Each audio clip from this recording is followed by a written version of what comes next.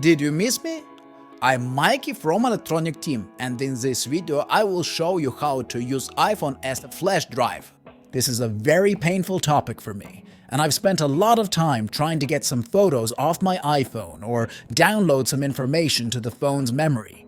By default, you do this through the built-in Finder functionality. I often hear the question, can I use my iPhone as a flash drive? So let's find out the answer together.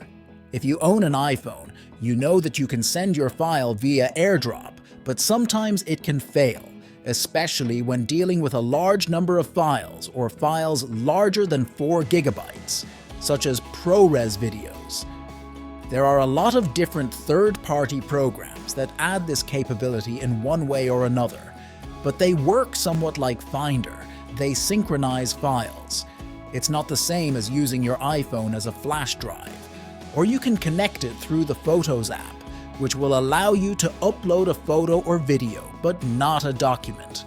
Also, you can use a third-party app to share your files in Finder. Just connect your iPhone, navigate to your files, open any app from the list, and simply drag and drop the file to your phone. But as you know, I value functionality and practicality. That's why I've personally chosen Commander One. With it, I can use iPhone S USB drive. Commander One is a file manager for Mac that works great with iOS devices and converts them to flash drives. With this program, you can connect your iPhone as a USB drive and work with files directly from the Commander One interface.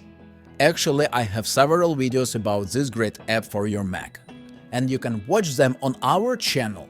And if you subscribe to the channel and press like, I will be grateful. Let's take a look at how to use iPhone as USB flash drive with Commander One.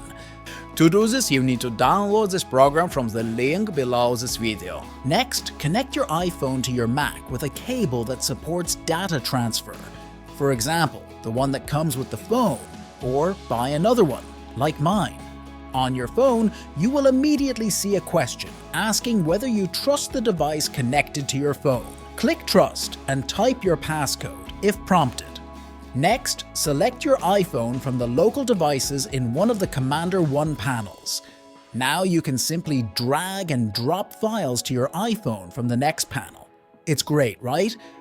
And now I will tell you about other features. For example, you can connect your Android device and access the data on your phone's storage via MTP. Or you can even connect 2 or 3 devices and share files between them. The main thing is that you have enough external ports for all these actions. You can also open 2 iPhones as drives and transfer files between them. And you can also search for files on devices, which is useful if, for example, you have lost a video file for your project and don't know where it is. Not to mention other additional features, such as viewing the contents of the archive without unpacking or connecting an unlimited number of cloud storages. So I recommend trying Commander One and also using discount coupons that you can find in the description section below the video. Subscribe to the channel, press like, and see you soon.